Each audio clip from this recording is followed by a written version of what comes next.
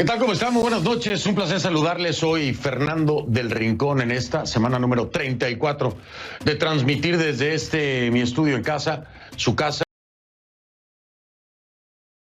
nuestra casa. Y como siempre le digo, entonces, bienvenido. Mi casa es su casa.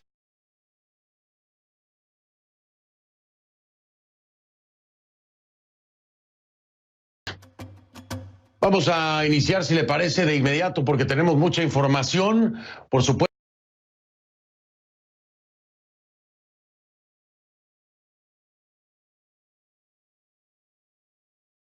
Esto con lo más reciente que ocurre la Defensa Nacional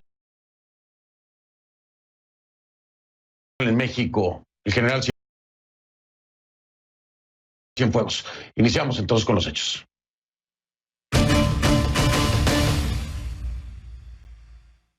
La etiqueta a partir de este momento, por favor, numeral Conclu Cienfuegos, el hashtag es Conclu Cienfuegos, esa es la etiqueta. Sus comentarios con la etiqueta Conclu Cienfuegos.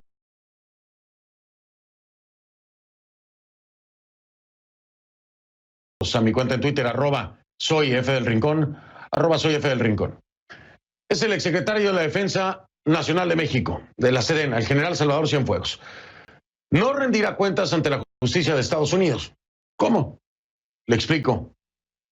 En virtud de un acuerdo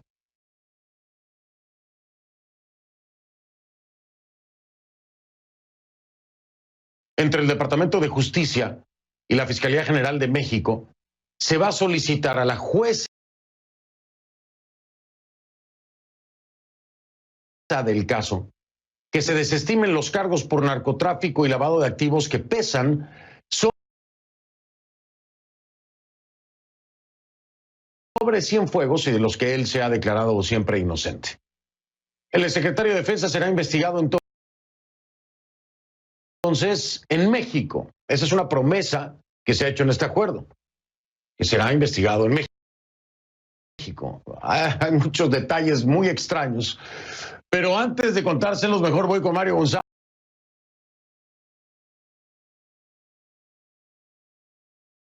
que nos tiene la última información, me acompaña desde México. Mi estimado Mario, te mando un fuerte abrazo, me da mucho gusto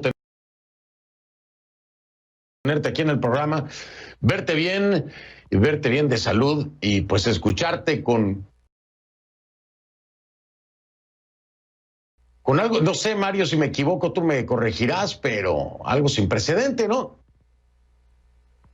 Sin precedentes también la detención de quien fuera el máximo jefe de las Fuerzas Armadas en nuestro país. Ya de por sí la detención hace un mes exactamente, el 16 de octubre, Fernando, estábamos conversando de esto. Me da gusto también saludarte y verte bien. Mi casa también es tu casa, Fernando, pero parece que Salvador Cienfuegos regresará a su casa. Todo parece indicar esto. ¿Cuál es el proceso? Bueno, lo que se ha explicado, Fernando, es que ha llegado las autoridades mexicanas por medio de la Fiscalía General de la República y el Departamento de Justicia de Estados Unidos al acuerdo de retirarle los cargos que ya mencionabas tú, muy graves cargos para un ex secretario de Defensa Nacional. Se le van a retirar los cargos en Estados Unidos. Y entonces, ¿qué viene después? Uno se preguntaría, ¿no? Es decir, un proceso de extradición, pues no aplicaría la extradición porque no fue detenido con fines de extradición. Sería un muy complejo trámite que tendrían que cumplirse. Entonces, los documentos que hemos podido tener acceso, Fernando, son de que sería puesto por las autoridades de Estados Unidos en México. Y de ahí, bueno, vamos a escuchar parte de lo que dijo el canciller Marcelo Ebrard para tratar de ir entendiendo lo que viene después de este acuerdo. Todavía, hay que decirlo, la jueza encargada en Nueva York, en Brooklyn, de llevar el caso, tendría que aceptar el acuerdo. Claro, evidentemente, al quedarse sin cargos en contra, pues ya no tiene mucho caso seguir con el proceso en su contra. Pero vamos por partes y vamos a escuchar lo que dijo Marcelo Ebrard. Mañana tendrá conocimiento de ello la juez, el que conoce de este caso, de Nueva York, y tendrá que acordar lo que a su juicio proceda. Presumiblemente, que se desestimen los cargos contra el general Cienfuegos. Significa que seguirá su proceso en México, que retornará a nuestro país. Significa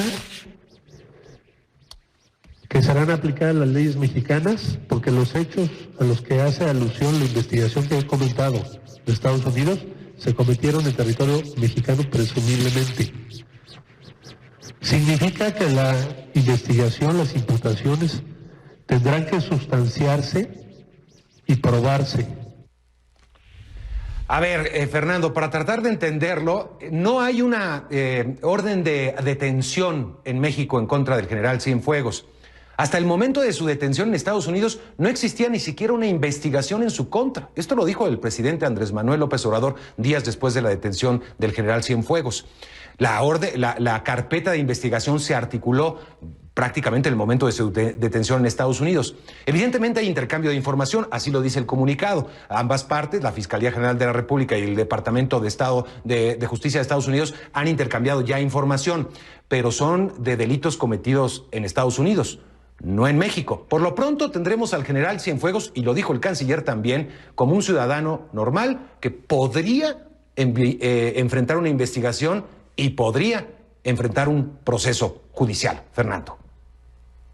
Mario, y esto me suena literalmente muy loco, porque entonces vamos a llevar todo esto, no, de verdad, vamos a llevar esto a otro escenario. Vamos a llevar esto al escenario de Genaro García Luna, el secretario de Seguridad, ¿no? ¿Por qué no viene el mismo acuerdo por parte de...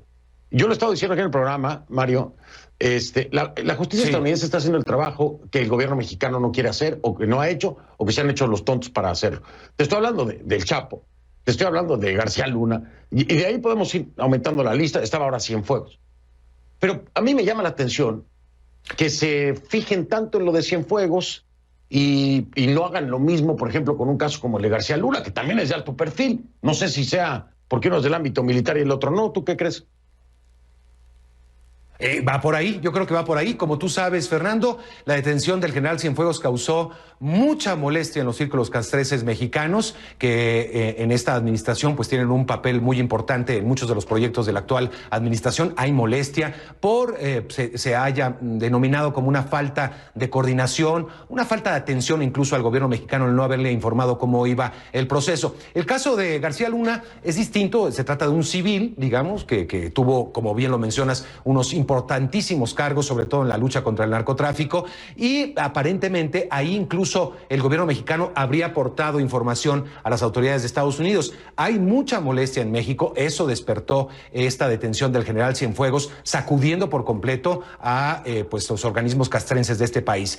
Creo que por eso la molestia del gobierno mexicano, y por eso se ha llegado también, o se ha pedido un acuerdo con el gobierno de Estados Unidos con el Departamento de Justicia para llegar a esta resolución, que todavía esperemos, digo, justo mañana se realizaba una audiencia allá en Brooklyn y veamos, pero todo parece indicar que va por ese lado, ¿no? Sí, yo creo que, o sea, definitivamente, si los fiscales retiran los cargos, la jueza ¿qué va a juzgar? O sea, necesariamente tiene que haber una presentación. Al retirar los cargos, como dices tú, no tiene ningún sentido el proceso. Extraño, muy extraño, sí, sobre todo, como tú lo dijiste, López Obrador dijo, no, aquí no había nada contra Cienfuegos, no había ninguna investigación, no, nada. Entonces se molestan y todo, y ahora lo traen de vuelta y lo van a investigar cuando no tenían que investigarle. En fin. Oye, te mando un abrazo, Mario, allá está tu casa. Ahí luego a ver si invitas un día, un tequilita, nada más que pase la pandemia, ¿no? Con sana distancia todo se puede, Fernando. Así lo hacemos. Y seguiremos este tema, por supuesto. Sí, claro que sí, claro que sí. Se te aprecia mucho, mi Mario. Abrazo fuerte. Igualmente, te mando un fuerte abrazo. Hasta pronto. Gracias, Mario. Mario González de la Ciudad de México. Voy con mi invitado esta noche.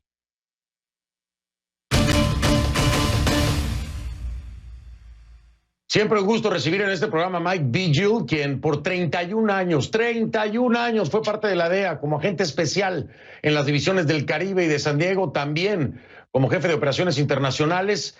En ese cargo tuvo su responsabilidad de oficinas en Europa, África, Asia y por supuesto América Latina. Mike, qué gusto tenerte aquí. Buenas noches, bienvenido. Un placer, Fernando. Oye, Mike, dime si tú estás como yo en shock por esto que nos estamos enterando en el caso del general, exsecretario de la Defensa Nacional de México, Cienfuegos. Es un acuerdo sin precedentes, nunca antes en la historia, pero a esto quiero sumarle que el propio gobierno de Andrés Manuel López Obrador y su 4T dijeron que en México no se le tenía ninguna investigación ni se le tenía nada. Y ahora están pidiendo que lo manden a México para que en México se continúe un proceso que, si existe hoy por hoy, existe gracias a Estados Unidos, no al trabajo, que no se hizo en México. ¿Qué piensas de todo esto, Mike? Bueno, Fernando, esta decisión de parte del Departamento de Justicia aquí en los Estados Unidos fue sorprendente aquí en los Estados Unidos, porque los cargos contra de Cienfuegos son supremamente fuertes. Aparte de eso, aquí la justicia, el sistema de justicia es mucho más fuerte de lo que existe en México. Pero yo creo que esto es un regalo antes de Navidad de parte del presidente Trump al presidente López Obrador, porque López Obrador ha hecho muchas cosas que quiere que haga el presidente Trump, especialmente en el tema de migración. Aparte de eso, el presidente Trump piensa que López Obrador es muy fiel a él porque hasta el momento no ha felicitado a Joe Biden por ganar las elecciones presidenciales aquí en los Estados Unidos. Entonces, van a mandar a Cienfuegos donde no hay cargos, donde no hay evidencia, a México, donde Cienfuegos tiene muchos contactos políticos, y aparte de eso, en México, el sistema de justicia, por ejemplo, nada más tienen éxito en más o menos 5% de los casos juzgados por la Procuraduría General de la República. Solo que esto es muy frustrante para nosotros, porque yo creo que Cienfuegos regresa a México y va a salir libre. Y esto después de tomar sobornos del H2, un componente del cartel de Beltrán Leiva, que mató a muchas personas en México, tomó sobornos de ellos y luego, aparte de eso, reclutó a más personas, más oficiales en México para que protegieran el H2. Entonces, esto para mí es una injusticia, y el López Obrador dice que va a eliminar corrupción. ¿Y de qué estamos hablando? ¿De qué lado de la boca está hablando López Obrador? Oye, Mike, entonces, a ver, tú proyectas que el regreso del general Cienfuegos a México va a ser para quedar en libertad. No, te lo digo porque, a ver, aquí ya hay un componente internacional. El tema de Cienfuegos reventó en el mundo entero. La justicia mexicana no. La justicia de Andrés Manuel López Obrador, porque este es su gobierno, y de Gertz Manero, el fiscal, que es el que habló con Barr, el fiscal general de los Estados Unidos, para este acuerdo, va a estar a prueba. Mucha gente va a estar al pendiente de qué ocurre con Cienfuegos.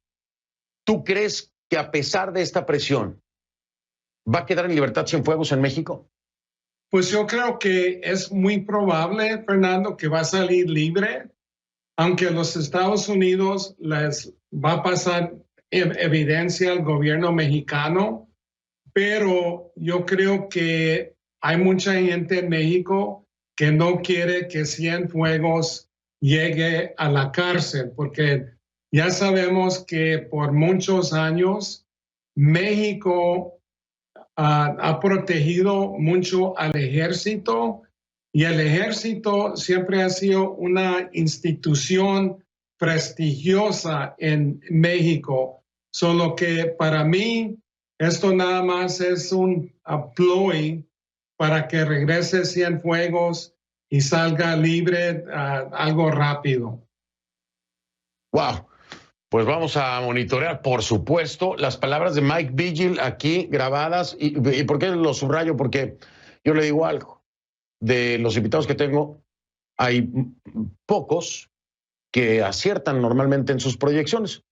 Hay algunos, ¿no? No le digo que ninguno. Hay pocos. Mike Vigil es uno de ellos. Mike Vigil es uno de ellos, así que muy pendiente de lo que acaba de decir aquí. Mike, te mando abrazo. Gracias por haberme acompañado. Me tengo que despedir. Gracias, un placer, hermano. Igualmente, Mike. Mike Vigil, muchísimas gracias, Mike. Un abrazo. Un abrazo. Voy a hacer una pausa, voy a regresar. Tenemos otro tema esta noche. Por supuesto, vamos a regresar al tema del Perú. ¿Por qué? Porque Francisco Sagasti ya juró como nuevo presidente del Perú.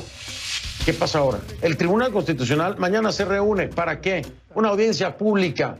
Van a ver ahí qué pasa con la demanda sobre la vacancia presidencial por incapacidad moral permanente en contra de Vizcarra. Es decir, ¿lo hizo bien o lo hizo mal el Congreso?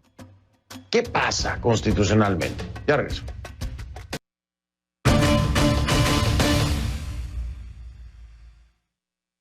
Les pido que a partir de ese momento me acompañe utilizando la etiqueta numeral Conclu Perú Crisis 2. Conclu Perú Crisis 2. Esa es la etiqueta del hashtag Conclu Perú Crisis 2, el número 2. Sus comentarios, por favor, con esta etiqueta a mi cuenta en Twitter, @soyfdelrincón, @soyfdelrincón, Conclu Perú Crisis 2, la etiqueta. Francisco Sagasti finalmente es el nuevo presidente de Perú. Presidente interino, por supuesto. Ayer juramentó como presidente del Congreso y hoy abandonó esas funciones para asumir la presidencia de la República. Ante sí tiene un complejo proceso de transición. Debe durar hasta el 28 de julio del año entrante, del 2021. Su tarea más urgente va a ser superar esta crisis que vamos a repasar de mano de Jimena de la Quintana. Ponga atención. La vacancia no debe ser usada como una espada de Damocles. Han votado a favor 105 congresistas. Ha sido aprobada la resolución que declara la vacancia de la presidencia de la República. No me escucharon. Y si me escucharon, no me entendieron. Juro por Dios, por la patria y por todos los peruanos que ejerceré fielmente el cargo de presidente de la República.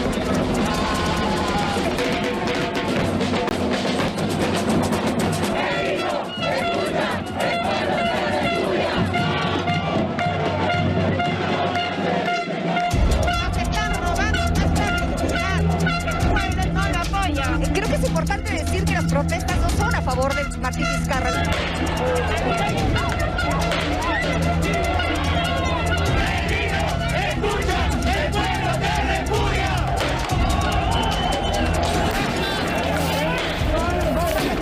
Las que en este momento están siendo arrojadas aquí en la Plaza San Martín.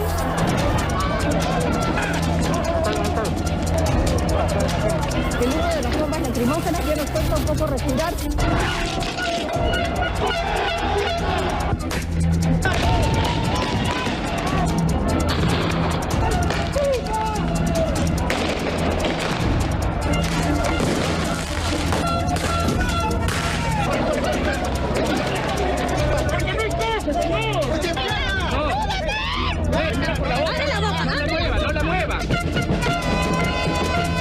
Nada justifica que una legítima protesta deba desencadenar en muerte de peruanos.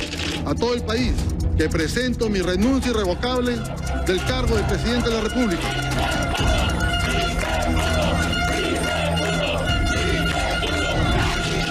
En nombre del Estado, le pido perdón a todos los jóvenes que marcharon por defender la democracia. Ahí lo tiene usted, en resumidas cuentas y en imágenes, todo lo que ocurrió. Pareciera que era una eternidad, ¿no? Fíjese usted en cuánto tiempo pasa eso. Increíble. Ahora, para que Perú pueda pasar página, falta un trámite importante, importantísimo, en un tema recurrente e insisto, como lo he hecho tantas veces, un tema que debe, de una vez por todas, definir, al menos, definir, enmarcar dentro de la ley la aplicación de esta herramienta que hoy muchos piensan se utilizó solo con fines políticos. La vacancia, la figura de la vacancia. Y es el Tribunal Constitucional el que tiene esa responsabilidad en sus manos. ¿Estará a la altura? ¿Por fin le pondrán un freno al uso de esto de forma política o no? Por lo pronto, mañana, miércoles, el Pleno del organismo va a ver la demanda competencial que fue interpuesta por el Ejecutivo sobre la primera petición de vacancia por incapacidad moral permanente en contra de Martín Vizcarra. Esa demanda se interpuso en septiembre. Uno de sus objetivos es que el alto tribunal determine cómo debe interpretarse la incapacidad moral permanente. Según la defensa de Vizcarra, la interpretación que hizo el Congreso es incompatible con el sistema de gobierno peruano. Pero a ver, ¿qué relevancia podría tener el pronunciamiento del Tribunal Constitucional sobre la primera vacancia cuando ya la segunda se materializó? Es importante lo que diga el máximo intérprete de la Constitución. ¿Por qué? Porque hablamos de un mecanismo al que en Perú se recurre con demasiada frecuencia, como ya le dije, con el mismo fin, destituir al presidente, destituir al presidente, destituir al presidente, que le da un poder enorme al Congreso y que puede ser utilizado como una herramienta de política, vaya, como un arma política, ¿no? Imagínese usted no tener la mayoría en el legislativo y entonces ser presidente del Perú, nada más que se les antoje a los de la oposición presentar una moción de vacancia y entonces lo sacan. Contra Martín Vizcarra se activó en 2 ocasiones. La segunda vez con éxito, la primera no. Algo muy parecido le ocurrió a Pedro Pablo Kuczynski. Y ojo, le digo aquí, nadie está diciendo si son culpables o inocentes. Se está hablando en sí de la aplicación de la misma. En el caso de PPK, se enfrentó a 2 mociones de vacancia en menos de 3 meses. Y la segunda desembocó en su dimisión. Parece que en Perú no es la tercera, es la vencida. No, la segunda es la vencida, porque lo mismo le pasó a Martín Vizcarra. Fue la segunda. El pronunciamiento del Tribunal Constitucional no tendrá efecto retroactivo. No. O sea, no va a regresar a Vizcarra, a la presidencia. Pero uno de los abogados de Vizcarra, Ángel Fernando Ugas, no cerró la puerta a un eventual regreso del expresidente en caso de un fallo a su favor. Eso lo dijo la semana pasada aquí en Conclusiones. Si el Tribunal Constitucional da una pauta, él cree que existen los canales jurídicos para que se revisen las decisiones del legislativo en caso de que sean consideradas inconstitucionales. Así que no habrá que esperar demasiado para tener la respuesta. El magistrado del Tribunal Constitucional, Eloy Espinosa Saldaña, espera que para el jueves el Pleno del organismo, del que obviamente forma parte, porque es magistrado, haya tomado una decisión. Pero a ver cuáles son los efectos entonces que podría tener esta sentencia. Se lo voy a preguntar a él mismo, sí, porque es mi invitado esta noche. Vamos para allá.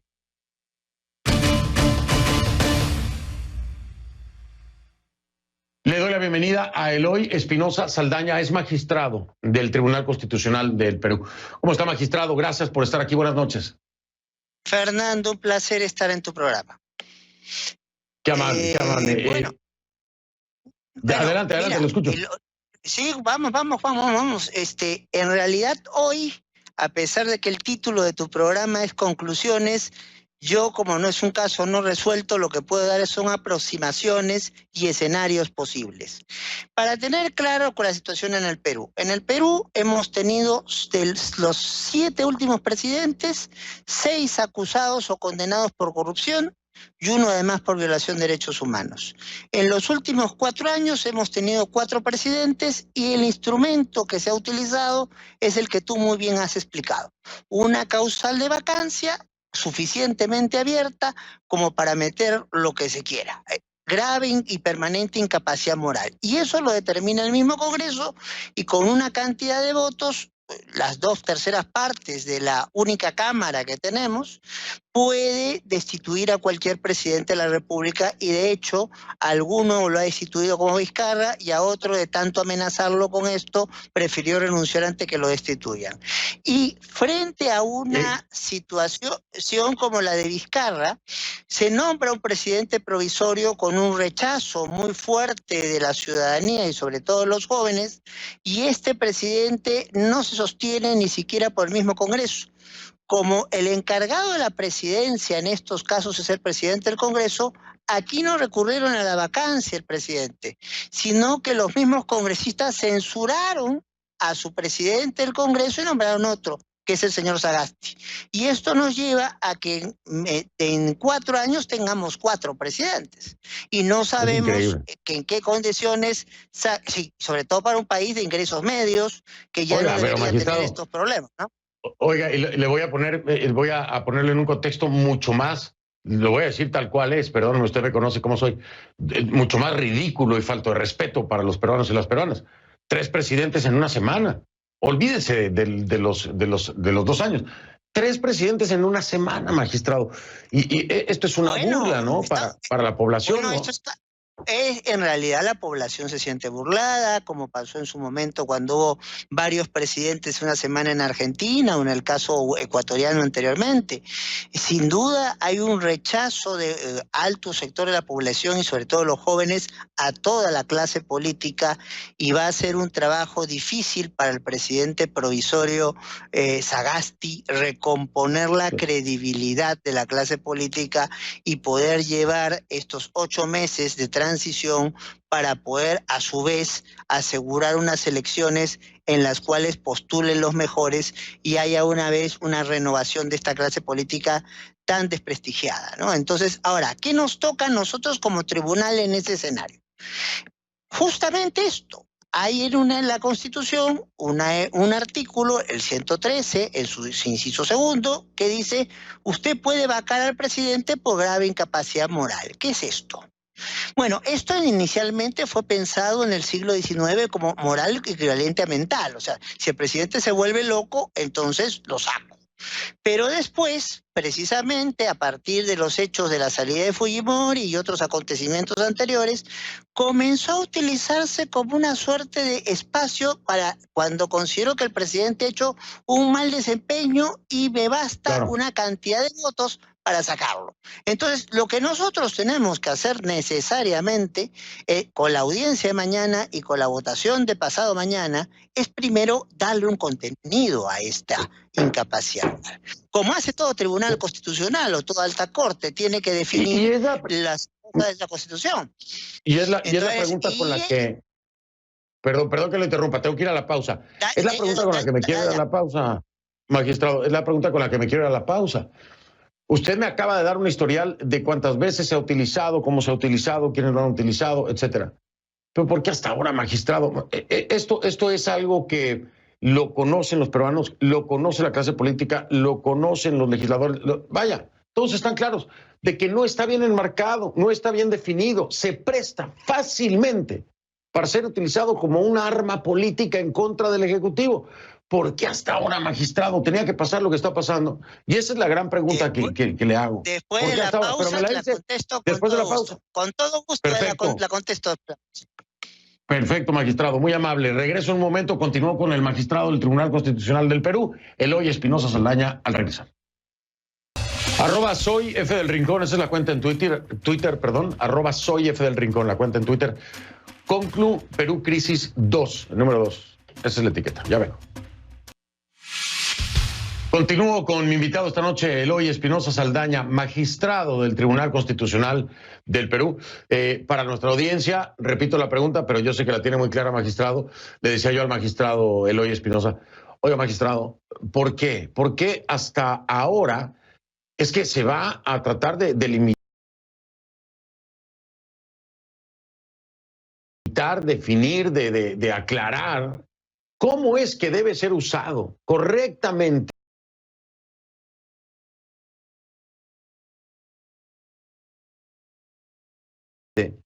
este instrumento constitucional que es la vacancia? ¿Por qué hasta ahora?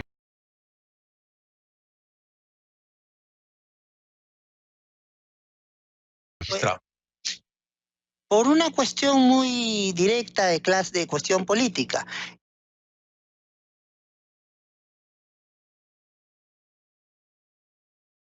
Los gobiernos, desde el 2000 hasta el gobierno de Kuczynski, eran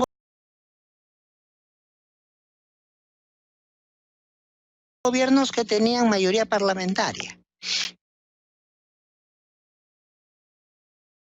propia o con alianzas, pero tenían mayoría parlamentaria. Entonces el Congreso no le iba a hacer la vida complicada al presidente y menos buscar vacarlo. Cuando se da la situación de que, porque en el Perú para ganar las elecciones presidenciales tienes que tener el 50% de los votos. Si no es así, vas a una segunda vuelta los dos principales candidatos y puede pasar que alguien como Kuczynski, que tuvo 17% de los votos, esa es la primera vez, le gane la elección a alguien que tenía cerca del 40% de los votos y por eso la mitad del Congreso en sus manos. Entonces ahí es donde comienza el problema. Cuando tenemos un presidente de la República que no tiene el control del Congreso y que el Congreso comienza a presionarlo para tomar ciertas decisiones y si él no quiere tomarlas, ahí es donde aparece el uso de este artículo.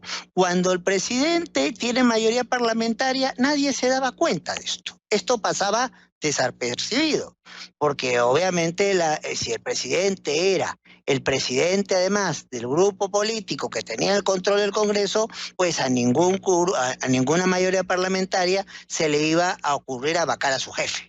Cuando la mayoría parlamentaria es de un grupo distinto y en algunos casos hasta hostil al presidente de la República, pues bueno, ahí comenzamos a buscar por dónde entrar.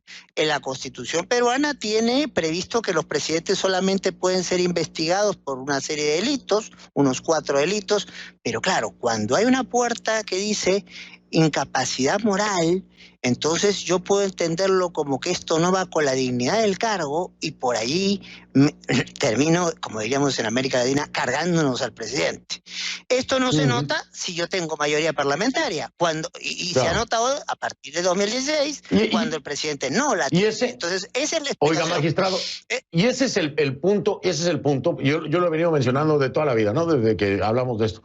Ese es el punto. Cuando uno tiene la mayoría en el Congreso, la mayoría parlamentaria, obviamente puede ser utilizada la vacancia como una herramienta política si es la oposición que quiere cargarse al presidente tal y cual usted lo dijo. Ahora, ¿por qué mantener una figura que no tiene la definición vigente y no pensar en una reforma constitucional? Diseñar un instrumento que no permita que se utilice como un arma política.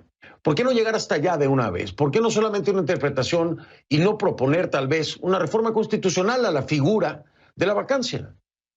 Yo no descarto que nuestra sentencia haga una exhortación de ese tipo, pero Fernando, nosotros somos jueces, no tenemos potestad constituyente. Entonces, cuando se dio la crisis política del 2000, se formó una comisión, el presidente provisorio Paniagua, justo 20 años. Entonces, y nosotros esa comisión propusimos una fórmula distinta para que este artículo que está desde la Constitución de 1839 y se ha repetido en las diferentes constituciones, casi por cansancio. Entonces, nos dimos cuenta del posible problema y dijimos, a esto hay que ponerle ciertos límites. Pero no hubo vocación de la clase política y no lo ha habido hasta ahora de hacer una reforma. Entonces, de especificar en alguna ley de desarrollo el contenido de esta causal. Entonces no queda otra cosa. Con las altas cortes lo hace la Suprema Corte de Estados Unidos. Entonces, cuando hay un hueco interpretativo de la Constitución, lo tenemos que llenar nosotros, o sea, no hay otra cosa. Claro, no, por supuesto, yo lo entiendo, pero sí está de acuerdo conmigo, magistrado, desde su perspectiva. Olvídese del cargo como magistrado del Tribunal Constitucional, que tendrá que hacer una interpretación. Usted, como peruano, ¿estaría de acuerdo conmigo en que hace falta revisitar esa parte de la Constitución y plantear una nueva fórmula? Hace falta revisitar varias partes de la Constitución porque partimos de un esquema presidencial como el norteamericano, pero para atenuarlo le hemos metido mecanismos de control parlamentario que son absolutamente disfuncionales. Me explico con un ejemplo cortito. El presidente de la República puede censurar y puede mandar a su casa al Congreso, pero no en el último año. En cambio, el Congreso sí puede aplicar esta causal de vacancia hasta el último día que alguien es presidente. Entonces, con lo cual, el último año de gestión, el presidente puede ser bombardeado por todas las mociones de vacancia que haya y no tiene ninguna respuesta ni ningún reflejo que dar. Entonces, hay un problema de diseño constitucional a resolver, sin duda. ¿Que lo puede hacerse con una asamblea constituyente? Si hay vocación política de hacerlo, Habrá, mientras no haya esa vocación política, es el papel de los jueces. Finalmente, el Tribunal Constitucional es el intérprete de cierre de una Constitución. Claro, me tengo que despedir. Finalmente Sagasti podría ser la pieza clave, porque al no estar de acuerdo con lo que ocurrió con Vizcarra a través de esta figura de la vacancia, a lo mejor la pieza clave es Sagasti, en un llamado a que se haga una constituyente para reformar, pero quién sabe, ¿no? Quiero darte un dato porque no quiero ser de aguafiestas con tu expectativa. Brevísimo, Sagasti llega con un grupo político que tiene 9 congresistas en un congreso de 130. Ya. Ya entendí, no me explique más, magistrado. Ya entendí. El dato creo que es suficiente, ¿no? Sí, no, me quedó clarísimo, pero bueno, ¿qué le puedo decir? Yo trato de ser optimista. Yo pensé que estaba loco, pero cuando yo escucho a un magistrado del Tribunal Constitucional del Perú que piensa igual que yo, digo, Fernando, no estás tan mal. Oiga, magistrado, ha sido un placer tenerlo, 1000 gracias. Un placer y a disposición para cualquier ocasión, con todo gusto. Lo voy a molestar ahora que usted tome que se dé la resolución, a ver cómo queda la cosa. No es molestia, con todo gusto. Con todo gusto. Gracias, muy amable. El magistrado del Tribunal Constitucional del Perú, Eloy Espinosa Saldaña, me acompañó esta noche. Lo estoy despidiendo porque tengo que regresar rápidamente. Vamos a ver qué ocurrió en Centroamérica, qué pasó con el huracán Iota. Tenemos imágenes, tenemos sonidos, tenemos el reporte, porque fue duro, muy duro, y no solamente en Centroamérica. Ya regreso.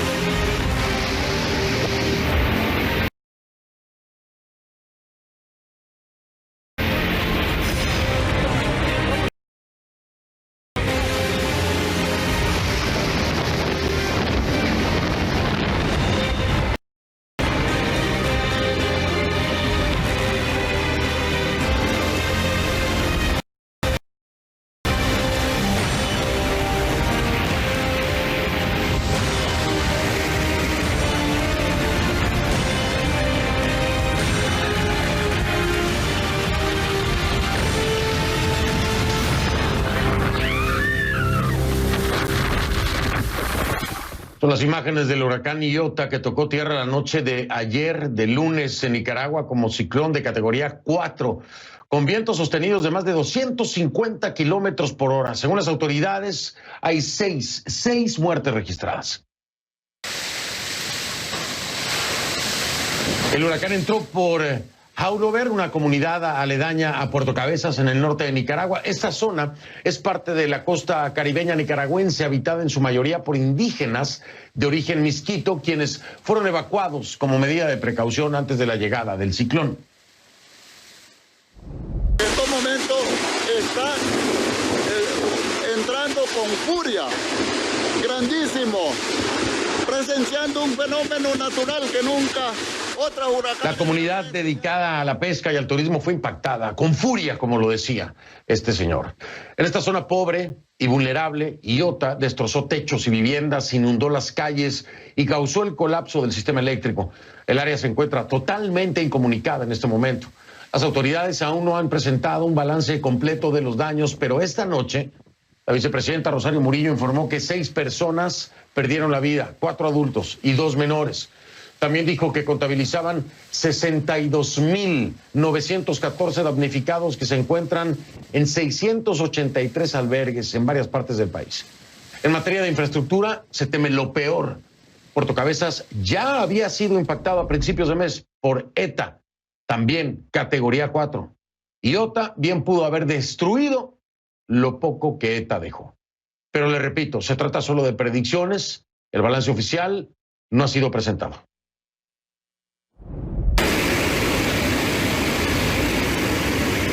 Afortunadamente, Iota ya se degradó a tormenta tropical, pero sus vientos siguen siendo amenazantes. Este martes se desplazó con ráfagas de 60 kilómetros por hora a través del norte de Nicaragua y se espera que cruce el sur de Honduras esta noche, antes de aproximarse a El Salvador la mañana del día de mañana, miércoles. Pero mientras en Nicaragua esperamos para conocer los daños, en Colombia sí, ya se sabe qué pasó.